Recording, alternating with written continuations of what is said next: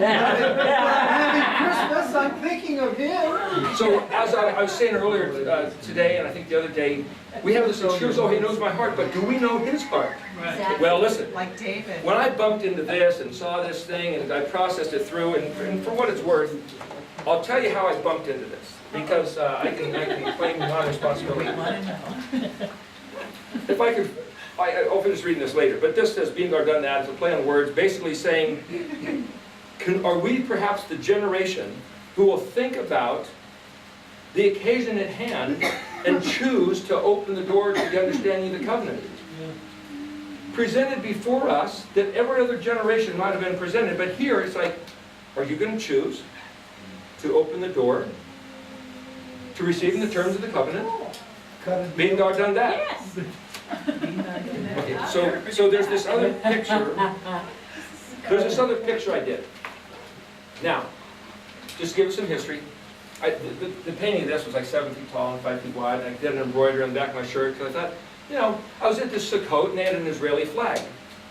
And I thought, you know, as a Boy Scout, I said, you're not supposed to have an Israeli flag, let's have an American flag, but this has nothing to do with politics, what the heck is going on? And I was thinking about that and I said, what would the flag of Israel look like? Well, that's, you know, recently they did this other 12, you know, Confederated Tribes thing, but what would the flag of Yahweh look like? You can't draw an image of him, because that would be profane. So it can't be an image. What did he give us as his own graphics? Go to the book of Revelation. The menorah, for one, he gave us blue, purple, red, white. You go to the book of Revelation, when John saw this image of the one coming back, he saw a sword coming out of his mouth. Now what? We're not even allowed to run with scissors, and this guy's flying with a sword in his mouth? And that's kind of dangerous. What would it look like? What sword coming out of his mouth? You know, The word. Torah, the word? What word? What's the word coming out of his mouth? Well, how's this word a sword? Well, the interesting thing, and I didn't think of this, but so I drew this picture. And I worked in this for a few years, but here's like this big open thing, which is like a mouth. And here's like a sword coming out of his mouth. And here's the Aleph, which is like the beginning. And here's the Tav, which is the end. And here's the round ball of water, the earth. The beginning and the end of the earth, and John sees this coming back, and he says, as I have said, so it shall be. And then the ball of water of the earth is also a mem. Mem is water. So here you have Aleph, Mem, Tav, which is the truth. So here's a picture of the truth of the end occasion. And I have it in black as the darkness. And I thought, you know, there's something, excuse me? What's the orange? Is it What's the what? Fire? The orange? I'll explain in a second. There's something kind of subliminally, innately fascinating about a skull and crossbones. But that's the covenant of death. And so I thought, how would you design something that was like the antithesis of the skull and crossbones that would be the covenant of life? Well, head is Resh, and he's the Resh man coming back. Tav is the sign of the covenant, like covenant of death, you go here and you're dead. So here's kind of like this motif of the head and the kind of the jaw and the crossbones. So it's kind of like, but this is the covenant of life. So I'm playing with some graphic elements of theme. So there's 49 modern Yod-Heh Vav-Hehs, like piano keyboards almost. And the 50th one, like the Yovel, like the Nun jumping out of the Mem, is Yod-Heh Vav Shin Ayin. So I tried to blend images of modern and paleo. So here's an open hand, but it's like this, which is like El Shaddai, and there's a star like right where the nail would have been. Live long and prosper. El Shaddai. With El Shaddai's help, we will live long and prosper. That was a priestly blessing. It was a priestly blessing, louder than any boy, it's Jewish, right? Yes. So here's this hay, which is like the modern hay, and it's kind of carved in kind of a stone sort of a pattern. So here's like Yod, the hand that's reaching down the help of the Creator. Blue, purple, red, white, the colors. So the purple, the royal decrees, and the hay is like the voice, and then Vav, the graspable part of the sword. Well, Yeshua, the Vav man, was the graspable part. Mashiach, Memshin, Mushi, feel. He came down to be the feelable speaker, Shin Yod Het, speaker. And then Shin is kind of the fire. So here you have, it says, he inhabits the praises of his people. So you have the two sides of the menorah, like the two houses of Israel, Ephraim and Yehuda. You hardly ever see a lit menorah. Have you ever noticed that? No. Almost everywhere you see pictures, they're not lit. So instead of lighting with little flames, they're lit like a jet. My dad happened to work on helping to design the SR-71. So this is almost like the fuselage and the wing pattern, the Delta wing pattern of the SR-71. I I bet your dad loved that art. By this time, by the time I made this, he had dementia, and I don't think he comprehended. But yeah, but anyway, in the book of Revelation, it also talks about he saw him sitting on the throne and like an emerald rainbow above the throne. An emerald rainbow. What would that look like? So here, there's like these 7 colors of green, this emerald rainbow, and El Shaddai inhabiting the praises of his people, which is like the lit menorah. There's 22 little flames here with the 5 little Sophite letters representing the alphabet, and 13 big flames like Chad, El, Chet, Dalet. And, huh? Calling you dude, you said David. This is really amazing. Okay, but listen, so anyway, the blue, purple, red, like the colors on the priest's garments, and on the Mishkan pattern, the white linen. And then, so I thought, well, there's a lot of motifs. Also, it means after this, the letter Kuf, which is the round and the straight line. So here's the letter Kuf after this, and he said he saw him and he held the 7 stars in his hand, the mystery of the 7 stars. So if you're looking at his eyeball, you'd see the reflection of these little 7 dots of light.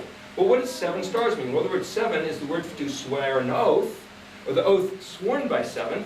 And I think that's where we came up with the thing, swear in a stack of Bibles. How many Bibles?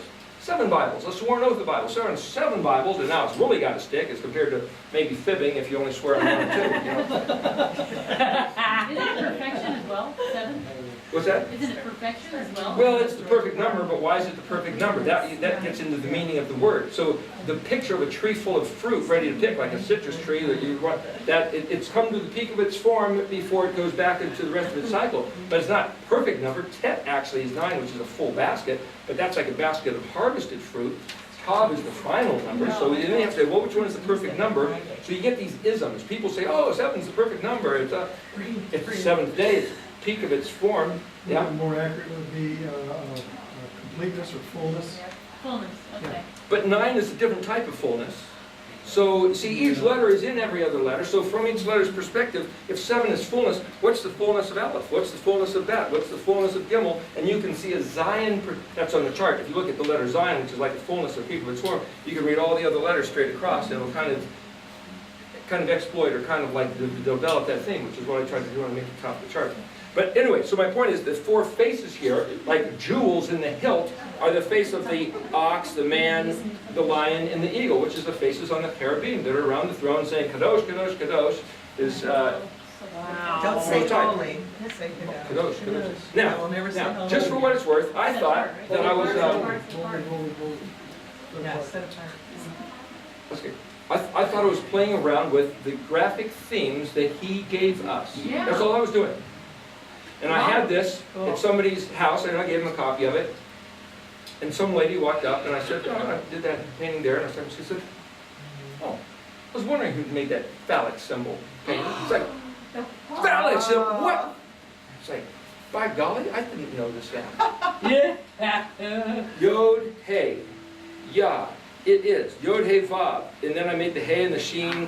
So blue, purple, red, white, and the Sheen is also the Hey. And so it's kind of like tusks. You know, the witnesses of this, you know, the mighty one, the tusk, because Sheen means teeth. And so I tried to play with these other themes, and it's like, phallic symbol. I didn't do that on purpose, but then I started thinking about it, and then I started looking Did into you it. like that? No, what I'm saying is I started researching it, so I made this other page here, and I tried to explain this to people, and they said, you should write that down, because you can't remember it. So what this is, and this is in the PDF file. Every little piece, I tried to draw the different color, telling you what each thing means. And the emblem of the Shem Zakar. Well, the word Zakar is the masculinity of the Shem. And this is the Shem HaZakar, the masculine name of Yod He Vav He. And then there's a few other things describing stuff down there. So, and then I'm on this page basically describing some of the stuff I just said rather discreetly. And I have a whole other page I was writing about the Ayin Dalet, which I haven't included. It didn't get in these 40 pages. I wrote it by hand. It's in this book, but I didn't get a chance to print it out yet. My point is, Ayin Dalet also means, remember, it's booty, that which you grab and you pull off and run away with. Think about this. Yod He Vav He is this masculine Shem of Yahweh. He said, male and female, he created them in the image of Elohim. That doesn't mean the Ruach is the female side and Yahweh is the father, the masculine side.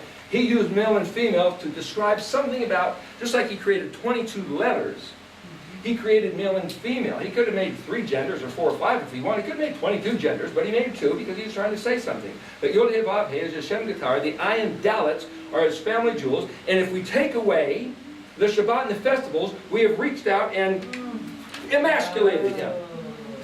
Which is what the church has done. The word Ayin Dalet means to rip off and tear it away and to run away with it. Look what we got. What do you think Constantine did when he took away the Shabbat and the festivals? Wow. Gelding. That's right.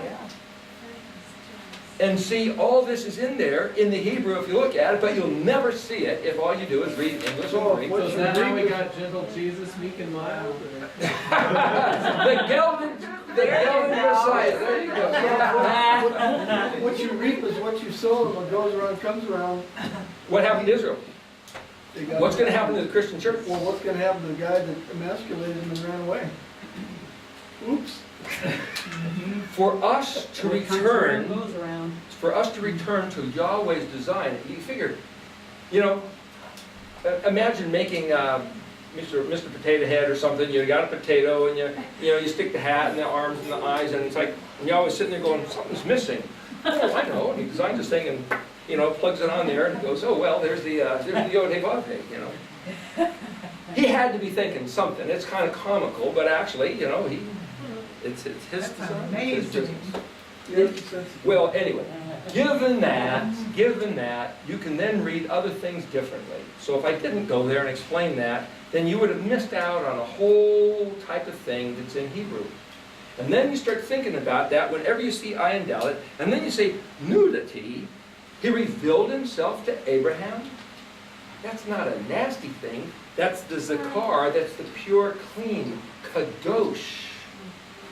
You can guess what else Dalet Shin, the Dash Road, dousing, washing clean the female, this whole thing is all in this. The Kadoshness of Yahweh is his words. He wants his woman to be Kadosh by appreciating what he designed and wrapping herself up in loving him by appreciating his words that he designed. And once you see this and then read the Torah, you're going to read it completely different than if you read,